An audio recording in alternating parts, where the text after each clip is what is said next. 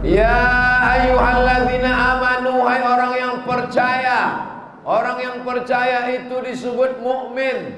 Kalau perempuan mukminah maka disebut muslimin, muslimat, mukminin, mukminat. Muslimin, muslimat, mukminin, mukminat yang belum kawin dan belum sunat. Semuanya dimuliakan Allah Ta'ala. Innamal khamru, yang pertama khamar. Khamar, kain yang menutup rambut ibu namanya khimar. Apa namanya? Khimar. Pakai kha, khimar. Kalau pakai ha koci, himar. Himar artinya keledai. Keledai lebih besar dari kambing, lebih kecil dari kuda, namanya keledai. Adapun yang dikunyah-kunyah itu kedelai. Innamal khamru, sesungguhnya khamar. Khamar itu asal katanya khimar. Khimar artinya kain yang menutup rambut ibu-ibu. Ibu-ibu itu kan pakai telekung, pakai jilbab. Itu di dalam itu ada kain menutup rambutnya. Maka kain menutup rambutnya itu bahasa Arabnya khimar. Kalau kain menutup rambut namanya khimar. Kalau khamar, apa hubungan khamar dengan khimar? Kalau khimar menutup kepala, kalau khamar menutup isi kepala. Orang kalau sudah minum khamar, tertutup otaknya, tertutup isi kepalanya, tertutup akalnya, tak bisa dibedakannya mana kawan, mana lawan, mana musuh, mana tetangga, mana anak orang, mana bini orang, mana bini dia. Namanya khamar. Orang duri menyebutnya apa khamar nih? Tua. Terserahlah, enggak tua, enggak kamput. Khamar itu asalnya anggur. Anggur itu di Mesir murah pak, murah bu. Musim panas, anggur itu 1 kilo cuma 2 pon. Zaman saya kuliah di Mesir tahun 1998 sampai 2002, 4 tahun saya di Mesir. Musim panas, bulan Juli, bulan Agustus, banjir anggur. Anggur itu sekilo cuma 2 pon. 1 pon 2000 perak. Berarti sekilo anggur berapa perak? 4000 perak anggur sekilo. 4000 perak anggur sekilo. Balik saya ke Pekanbaru, pergi saya ke supermarket, saya tengok 70.000. Gemah ripah loh jenawi, tongkat dan batu jadi tanaman. Tengok anggur 70.000. 4.000 perak harga anggur sekilo. Kalau sudah banjir, anggur-anggur busuk, anggur-anggur berulat, anggur-anggur hitam, maka anggur ini di Jazirah Arab sejak zaman jahiliyah memang banjir. Akhirnya anggur itu dipijak-pijak, anggur itu diinjak ramai-ramai. Yang menginjak itu kaki yang elok, kaki yang busuk, kaki berkurap ikut menginjak. Lalu kemudian anggur tadi disaring pakai kain. Setelah disaring pakai kain, dimasukkan ke botol. Setelah dimasukkan ke botol, seminggu berbuih dia melalui proses namanya fermentasi. Lalu disitulah otomatis keluar satu zat yang disebut dengan alkohol. Bukan bahasa Arab, walaupun pakai al. Alkohol, almari, aluminium bukan bahasa Arab. Alkokat bukan bahasa Arab. Alkohol itu tercipta dengan sendirinya. Siapa yang mau buat alkohol, besok pagi beli anggur sekilo, habis itu di blender. Setelah blender masukkan ke botol, simpan selama seminggu, berbuih dia, maka dia sudah berubah menjadi khamar. Kalau diminum hukumnya haram.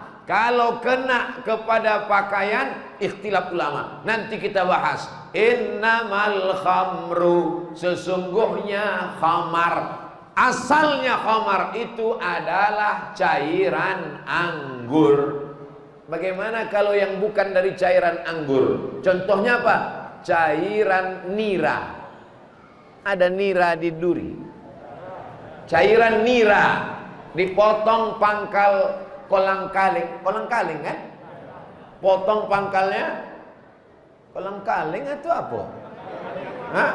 Terserahlah apa, pokoknya bertangkai.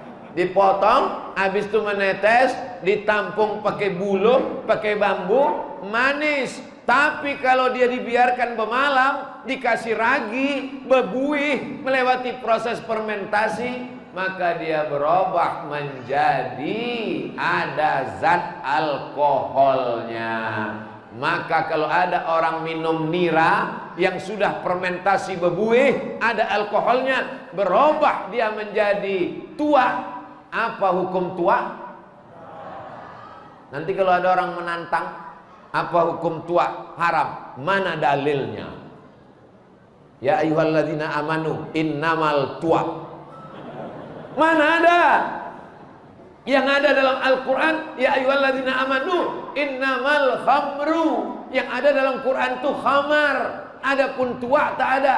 Maka dasar pengharaman tua, sabu-sabu, putau, entah apa lagi merek banyak, semua heroin, narkoba, semua yang menghilangkan akal ini dalilnya adalah qiyas.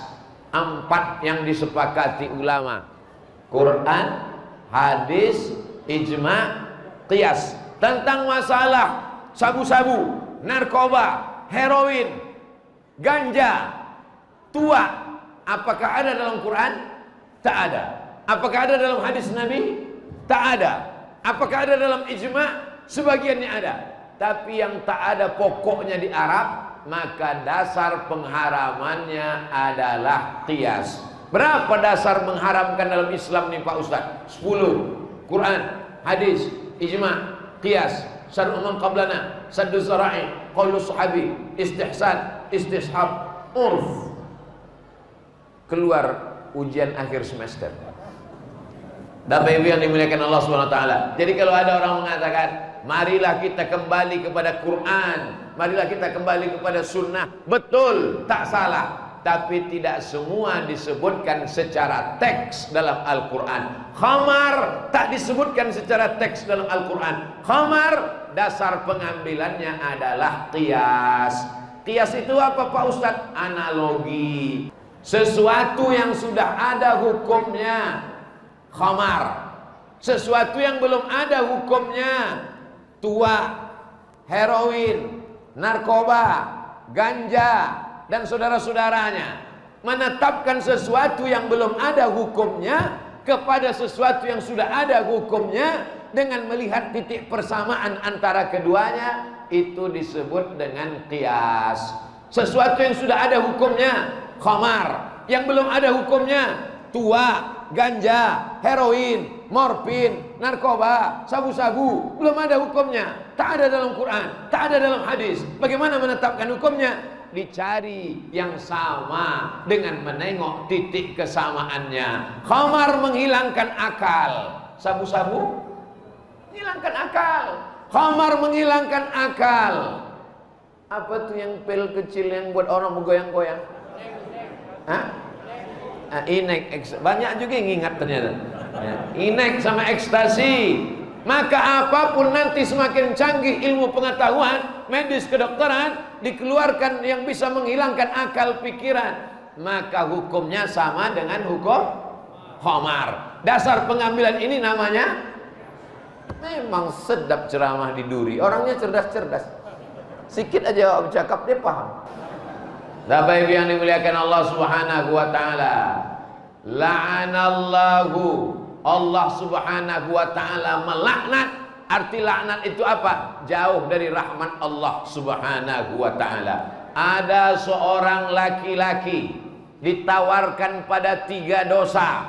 Yang pertama berzina, yang kedua membunuh, yang ketiga minum khamar. Yang pertama berzina, yang kedua membunuh, yang ketiga minum khamar. Ditawarkan dia, hei, kamu kalau mau selamat pilih yang 3 ini. Kalau tak mau buat ini, kamu akan dihukum mati. Pertama berzina, yang kedua membunuh. Yang ketiga, minum khamar. Dia pikir-pikir, kalau membunuh ini besar dosanya. Kalau berzina ini mengganggu kehormatan hamba Allah. Yang paling ringan kalau begitu adalah minum khamar. Maka dia pun minum khamar. Setelah dia minum khamar, hilang akalnya, bangkit nafsunya. Ditengoknya perempuan itu, diperkosanya. Setelah diperkosanya, dia berzina. Nampaknya ada orang menyaksikan. Ini bahaya, nanti perempuan ini hamil, dia nanti akan menjadi masalah. Akhirnya membunuh. Gara-gara khamar, orang bisa menjadi pezina dan menjadi pembunuh. Itulah maka disebut induk dari segala dosa,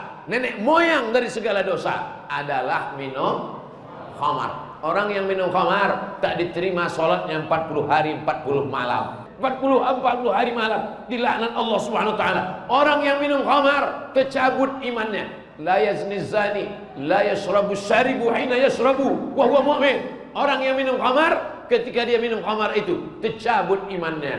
Lalu kemudian yang meriwayatkan hadis ini namanya Abdullah bin Abbas. Nama muridnya yang mendengar namanya Ikrimah. Hai Abdullah bin Abbas, ayun za'ul iman. Apakah iman itu bisa tercabut? Kata Abdullah bin Abbas, iman itu bisa tercabut. Bagaimana iman tercabut? Syabbaka baina asabihi, dijalinnya jalin jemari, dijalinnya jari jemarinya begini. Summa naza'ahu, kemudian dicabutnya. Hakadza yunza'ul iman. Beginilah iman itu terlepas dari badan. Lepas iman itu dari badan ketika orang sedang minum khamar. Hina taba, ketika dia mandi taubat, ketika masuk bulan Ramadan, dia sholat tarawih, taubat dia, berhenti dari narkoba, berhenti dari sabu-sabu, berhenti dari minum tua. Ada imannya masuk balik ke dalam. Mudah-mudahan yang imannya udah masuk balik ke dalam tak keluar lagi insyaallah. Bapak Ibu yang dimuliakan Allah Subhanahu wa taala, ini semua penting kita sampaikan ke anak-anak kita karena pergaulannya luar biasa. Maka dikatakan khamar itu kencing setan. Siapa yang meminum kencing setan, itulah yang orang mabuk kena khamar. Ini saya yakin dan percaya para peminat kencing setan pasti akan mengamuk mendengar ceramah saya ini. Ini nanti kalau di-upload di YouTube channel Ustaz Abdul Somad Official, nanti kalian tonton 2-3 hari lagi ceramah di Duri tentang kencing setan. Nanti kalau kalian tengok di situ ada yang ngasih jempol terbalik, itulah yang tukang minum kencing setan.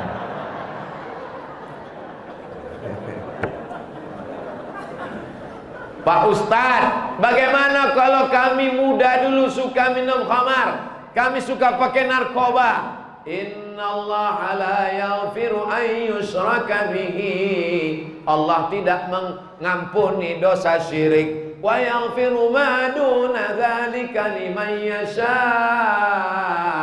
Allah mengampunkan dosa selain syirik. Kabar gembira bagi yang pecandu narkoba, yang dulu mengisap ganja, yang dulu minum khamar, yang dulu minum tua, yang dulu pakai morfin, yang dulu pakai ekstasi. Sebelum masuk dia pakai ekstasi, sebelum dimakannya ekstasi, sebelumnya diminumnya ekstasi, kepanasannya begini dia kipas. Nah, begitu udah masuk ekstasi, kipas itu diam, kepala dia goyang. Gila awak di ekstasi. Berapa banyak ayah kandung, malu saya mau menyampaikannya, tapi ini fakta, ini data, berita. Berapa banyak ayah kandung memperkosa anak kandung gara-gara khamar, mabuk. Sudahlah miskin, susah, melarat, minum khamar, balik, mabuk, tak bisa dibedakannya. Mana bini dia, mana anak dia, habis hantam kromo, bantai saja, riba sudi. Nauzubillah. Mudah-mudahan kita diselamatkan dari khamar ini. Paling enak ceramah tentang sabar. Orang kalau ceramah tentang sabar tak ada orang marah. Jamaah sekalian, marilah kita sabar. Ibu-ibu, ibu kita sabar ya bu ya. Ibu siap sabar. Ibu siap sabar. Ibu siap sabar. Suaminya dilarikan pelakor sabar. Jadi katanya sabar. Kalau sudah cerita khamar, maka orang marah.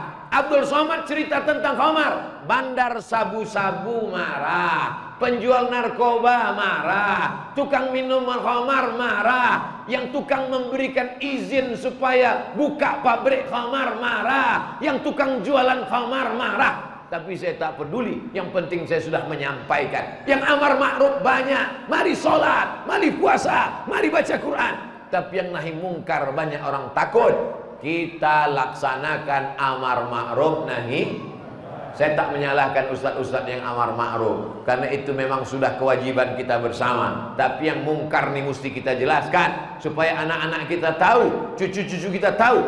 Saya dibawa oleh BNN, Badan Narkotika Nasional. Assalamualaikum. Waalaikumsalam. Ustaz Abdul Somad bisa kami bawa bersama BNN besok? Bisa.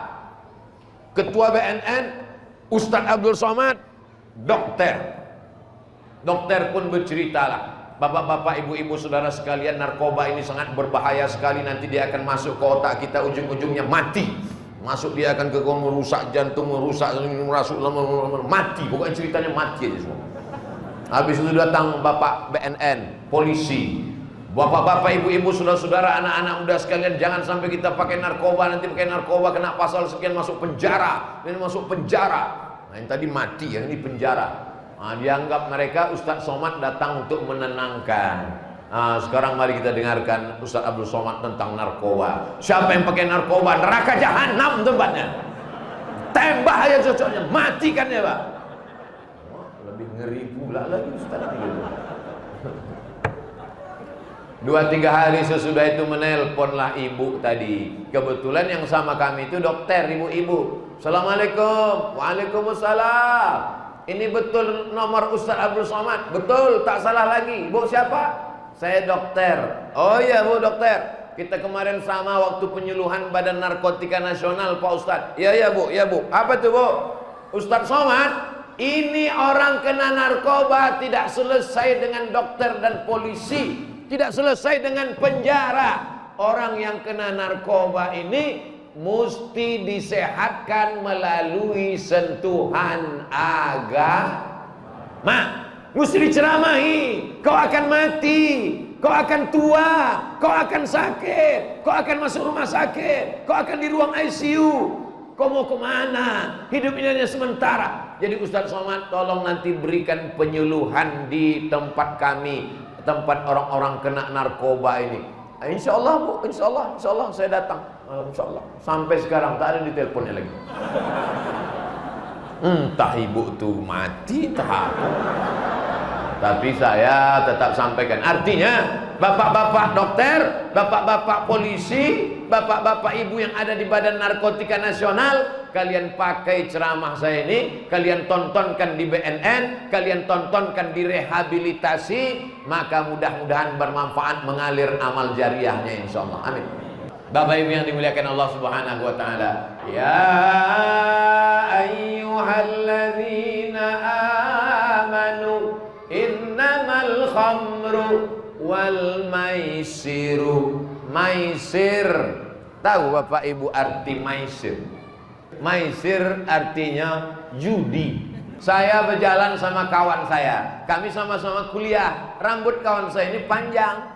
Kami sedang jalan-jalan, tiba-tiba datang orang mengejar dari belakang berdua, mengejar. Kami sudah mau lari karena ada orang mengejar. Tapi karena kami khawatir, akhirnya kami diam. Rupanya yang mengejar kami berdua tadi sedang taruhan. Apakah kawan saya yang rambut panjang tadi laki-laki apa perempuan? Nah kan, laki-laki kan? Ah, betul kan? Laki-laki kan? Akhirnya mereka pun berebut mie. Bisa rambut panjang dijadikannya taruhan judi. Orang kalau punya darah judi Bapak Ibu, apa aja bisa dijadikan judi. Ada perempuan yang hamil, itu ditebak. Itu laki-laki apa perempuan? Laki-laki apa perempuan? Laki-laki apa perempuan? Semua di otaknya ini mau dijadikannya judi. Mau dijadikannya judi semuanya. Jangan-jangan ibu bangun tidur pun jadinya judi. Ini miringnya ke kanan apa ke kiri? Ke kanan apa ke kiri? Ke kanan apa ke kiri? Bapak Ibu yang dimuliakan Allah Subhanahu wa taala, judi ini merusak. Makanya Roma Irama membuat lagu. Apa judul lagunya? Judi. Dia punya mesti begitu bunyi. Bapak Ibu yang dimuliakan Allah Subhanahu wa taala, orang bisa berjudi pakai duit kerincing. Zaman saya sekolah dulu pakai duit. Satu gambar 50 perak, satu gambar burung. Namanya judi tuo. Masih ada juga yang ingat rupanya. Bapak Ibu yang dimuliakan Allah Subhanahu wa taala, judi ini tidak akan pernah orang merasa puas.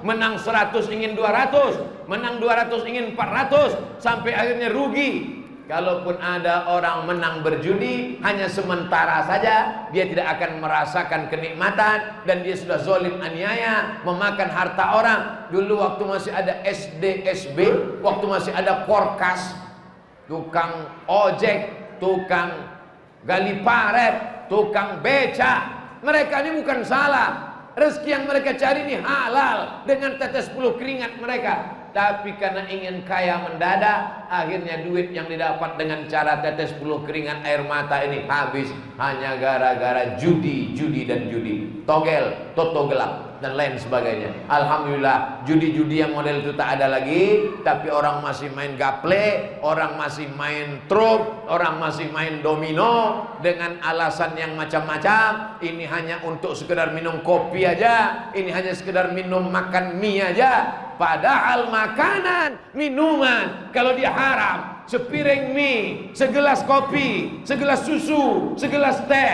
maka dia akan masuk ke badan, akan menjadi darah daging. Ayyuma lahmin, setiap daging di badan, nabata min haramin, tumbuh dari yang haram. Fannaru aulabi, tempatnya api neraka. Jangan-jangan ibu besok pagi mau masak sahur, kenapa lah kuali ini tak panas-panas? Rupanya laki sudah dipakainya tabung gas main judi. Yang saya ceramahkan ini fiktif atau fakta?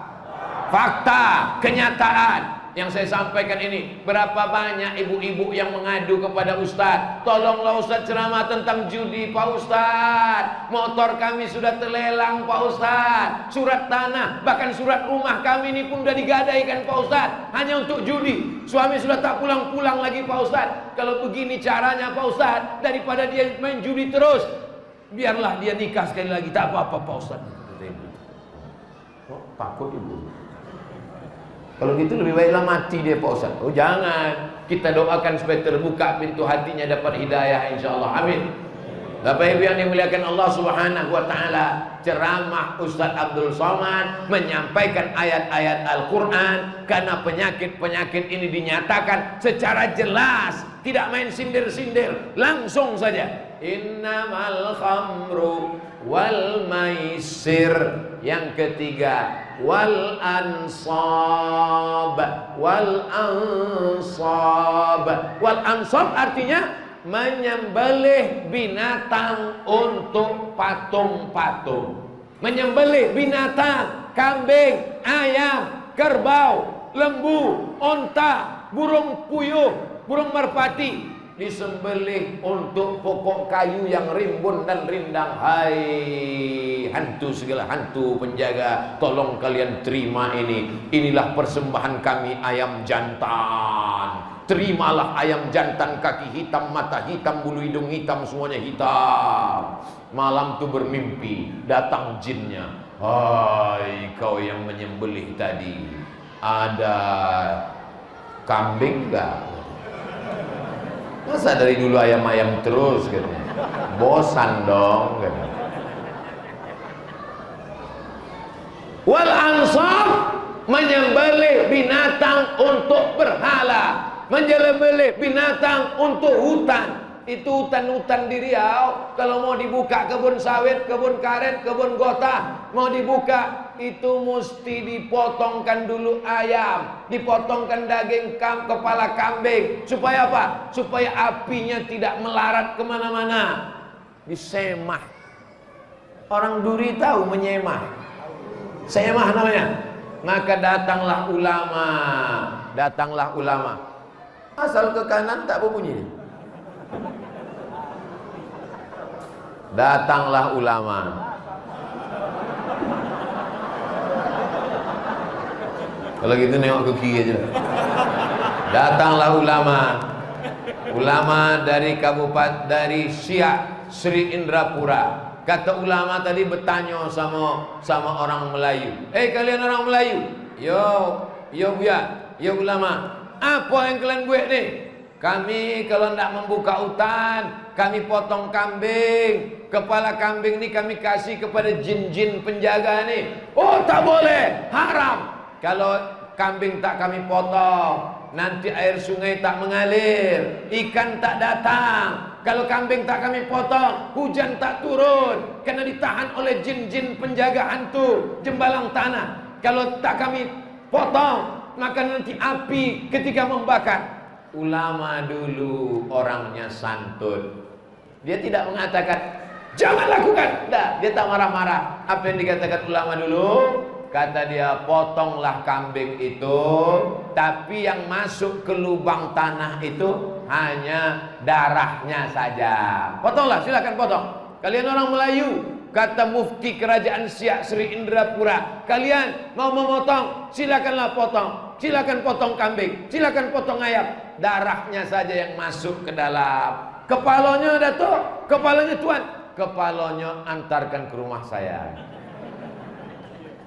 Nah, apakah boleh orang Islam makan darah? Tak boleh. Hurriman alaikumul maitatu, haram makan bangkai. Waddamu, darah. Darah tak boleh. Darah kambing dipotong, leher kambing disembelih, darahnya ditampung di dalam mangkuk. Setelah beku macam agar-agar dipotong-potong, ditoco. Namanya toco hati leher. Haram, haram hukumnya makan darah. Kenapa? Karena di darah itulah sumber segala bakteri, penyakit-penyakit. Makanya orang barat itu, sapi itu tak dipotongnya, Bu. Sapi tak dipotong, sapi disetrum, sapi ditembak pakai senapan, pakai pistol, namanya tulisannya stunning, bacaannya stunning, ditembak ke kening, tup, bodoh mati. Stunning itu skalanya yang boleh paling tinggi 7. Kalau 7 ditembakkan ke sapi, dia sekedar bodoh, tidak mati. Setelah itu dipotong. Tapi kalau sampai 8, 9, 10 kena langsung mati. Makanya rumah-rumah potong tuh stunningnya mesti diperiksa, apakah 7 atau 9, 10. Tapi jangan pistol ini nanti ibu minta ke rumah potong dipakaikan ke laki. Laki yang ini temperamen, tembakkan ke koningnya 7. Habis itu bodoh. Bang, aku nak pergi arisan, abang cuci ngepel. Iyalah. Kalau ada laki-laki ibu di duri yang itulah kono stoning itu. Nah, maka ketika ulama-ulama dulu dengan dakwahnya yang lembut, dia mengatakan darahnya masukkan ke lubang tanah, tapi kepalanya jangan. Jadi kepalanya macam mana Datuk? Macam mana ulama? Macam mana Buya? Kepalanya kalian serahkan ke saya. Nanti kalau hantu ini mengamuk, kalau jembalang tanah ini mengamuk, macam mana? Afdhalul zikri fa'lam annahu la ilaha illallah, la ilaha illallah. Dibawanya oleh orang kampung meratib namanya. Ratib itu artinya zikir yang terus menerus. Makanya ada dalam tarekat Naksabandiyah namanya ratib toga. Karena berzikir sambil berdiri, la ilaha illallah, la ilaha illallah, sampai akhirnya hantu jembalangnya tanahnya hilang. Bukan hilang karena dikasih kepala kambing, tapi hilang karena la ilaha illallah. Para khalifah, para mursyid-mursyidin tarekat Naksabandiyah mengislamkan suku Sakai, mengislamkan orang Melayu dengan cara yang santun, tidak melarang orang motong. Silakan potong, darahnya buang, kepalanya antar ke rumah. Itulah asal muasal kalau Ustadz kenduri pasti dikasih kepala kambing. Ampun, diundang kenduri kepala kambing, 3 kepala kambing. Ampun makan, kasihnya sendok, utak kambing tuh. Allahumma barik lana fi ma razaqtana wa qina azabannar. Nyami. Ustadz sekarang pula takut makan kepala kambing. Asal dimakan kepala kambing, balik ke rumah, lah mengamuk antu tadi. Padahal ini kolesterolnya naik, padahal jantung koronernya naik. Tapi yang dimuliakan Allah Subhanahu wa taala, alhamdulillah, orang duri tak ada lagi menyembelih ayam, darahnya disiram-siramkan ke toko. Orang duri tak ada lagi menyembelih kambing, darahnya disiramkan ke mobil baru. Tak ada lagi orang duri memotong kerbau lalu kemudian dimasukkan ke lubang tanah. Semua kepala kambing, kepala kerbau, kepala ayam sudah masuk ke kuali. Alhamdulillah. memperjuangkan kepala kerbau dari lubang tanah ke kuali ini, itu perjuangan yang luar biasa. Ulama-ulama dulu, makanya dalam Islam diajarkan bahwa menyembah hanya kepada Allah, meminta hanya kepada Allah. Kalau masuk ke hutan, masuk ke kampung, Bismillahilladzi la yadurru ma'asmihi syai'un fil ardi wala fis sama. Bismillahi tawakkaltu 'ala Allah, la haula wala quwata illa billah. Kalau membuka tanah baru, dibacakan ayat kursi di sudut tanah. Allahu la ilaha illa huwal hayyul qayyum, la ta'khudhuhu sinatun wala nawm, lahu ma fis samawati wa ma fil ard, man dhal ladzi yashfa'u 'indahu illa bi idznihi, ya'lamu ma baina aydihim wa ma khalfahum, wa la yuhituna bi syai'in min 'ilmihi illa bima syaa, wasi'a kursiyyus samawati wal ard, wa la ya'uduhu wa la ya'uduhu wa la ya'uduhu wa la ya'uduhu wa la ya'uduhu wa la ya'uduhu hifdzuhuma wa huwal 'aliyyul 'azim. Begitu yang dilakukan para sahabat Nabi. Mereka masuk ke rumahnya tengah malam, dia bacakan ayat kursi, minta tolong kepada Allah Subhanahu wa taala. Iyyaka na'budu wa iyyaka nasta'in, la haula wa la quwata illa billahil 'aliyyil 'azim. Jadi orang kalau tauhidnya kuat, insyaallah hantu jembalang tanah. Kenapa Pak Ustaz saya bacakan ayat kursi hantunya tak pergi? Karena yang membacakan itu dengan hantu yang dibacakan itu sama ulahnya. Allahu la ilaha illa huwal hayyul qayyum, la ta'khudhuhu sinatun wa la nawm. Kata hantu, aku sama kau sama-sama beda sikit aja. Seboleh dua boleh. Aku pun hafal juga kata hantu. Lebih dulu pula aku hafal dari kau lagi. Kau buat tobat semalam kata hantu. Bapak Ibu yang dimuliakan Allah Subhanahu wa taala. Makanya anak-anak kita perbaiki tauhidnya. Ini kadang ibu-ibu anaknya kecil malam, nak tidur, nanti datang hantu. Mestinya jangan kita ajarkan begitu. Anak kita ajarkan sebelum tidur ambil wudhu salat witir, usolli sunatal witri. Supaya apa? Kalau kau berwudu dikirim Allah malaikat. Sebelum tidur malam baca Fatihah, Qul huwallah, Qul rabbil falaq, Qul rabbin nas, ayat kursi, pangkal Al-Baqarah, ujung Al-Baqarah, hembuskan ke tapak tangan, disapukan ke muka, ke kepala, ke badan, miring ke kanan. Bismika Allahumma ahya wa amut. Nindak, cepat-cepat tidur. Nanti datang hantu. Bapak Ibu yang dimuliakan Allah Subhanahu wa taala, ini amat sangat penting. Kenapa? Karena ini berpengaruh kepada tauhid akidah kita kepada Allah Subhanahu wa taala. Ya ayyuhalladzina amanu innamal khamru sudah, wal maisiru sudah, wal ansabu menyembelih binatang untuk berhala sudah. Yang keempat, yang terakhir, wal azlam. Apa azlam ini? Azlam adalah anak panah. Ini anak panah. Payah pula anak panah. Anak panah yang belum dikasih bulu ayam. Dipangkal anak panah ini dikasih bulu ayam biar supaya arahnya tepat sasaran. Payah saya menjelaskannya karena tak ada anak panah. Kalau ada saya contohkan sekali mana. Anak panah ini tiga. Jadi kalau mau membuat keputusan, maka anak panah ini digoncang. Masukkan ke tabung, digoncang. Misalnya besok dia mau pergi, mau musafir, maka digoncang anak panah. Tertulis itu, anak panah pergi, tidak pergi, kosong. Goncang. Besok pergi apa tidak ya? Goncang dulu. Goncang. Tengok. Pergi. Pergi. Besok bisnis apa tidak ya? Goncang. Besok jualan apa tidak ya? Goncang. Namanya azlam. Ada orang duri namanya azlam. Kalau ada berarti tukang guncang anak panah. Setelah Islam datang, perbuatan azlam ini dilarang, diganti dengan istikharah. Kalau besok mau pergi, besok mau ikut tes CPNS, besok mau kerja, besok mau bisnis, besok mau dagang, besok mau buat rumah, bukan dengan mengundi nasib dengan anak panah, tapi salat sunat istikharah. Usolli sunnatal istikharah raka'ataini lillahi ta'ala. Allahu akbar. Kemana condong hatimu, kesitulah kau dipilihkan Allah. Makhaba man istakhara wa man nadima man istasyara. Tidak akan sia-sia orang yang mau istikharah, tidak akan menyesal orang yang mau minta pendapat orang lain. Saya mau bisnis nih Pak, Kira-kira kalau bisnis sama orang ini cocok apa tidak?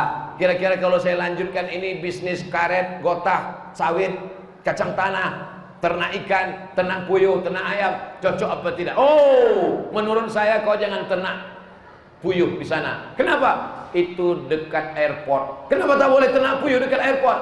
Karena dekat airport itu pesawat selalu lalu lalang, puyuh ini stres. Bising mendengar itu, akhirnya dia tak mau kawin. Akhirnya puyuh tak bertelur. Jadi ada ilmunya.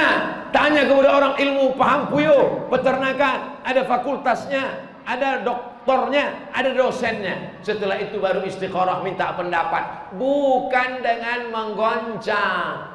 Ini sekarang, kira-kira zaman sekarang masih ada orang yang mau mengambil keputusan dengan menggoncang? Masih ada? Ada. Malah lebih canggih lagi. Canggih lagi. Apa namanya? Dia buka laptopnya. Kalau di bisnis, Pak, gimana? Jadi kita bisnis besok? Tunggu sebentar, saya buka dulu www.goncanganakpanah.com.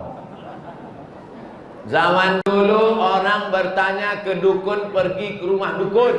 Pak dukun, besok saya mau bisnis, boleh apa tidak? Kata Pak dukun, hari ini hari tak baik, jam ini jam tak baik. Kau lahir bulan apa? Bulan April. Bintangnya apa? Bintangnya Gemini. Oh, tak boleh bisnis hari ini, cocoknya hari ini. Maka ini semua dilarang dalam Islam, termasuk dalam mengundi nasib.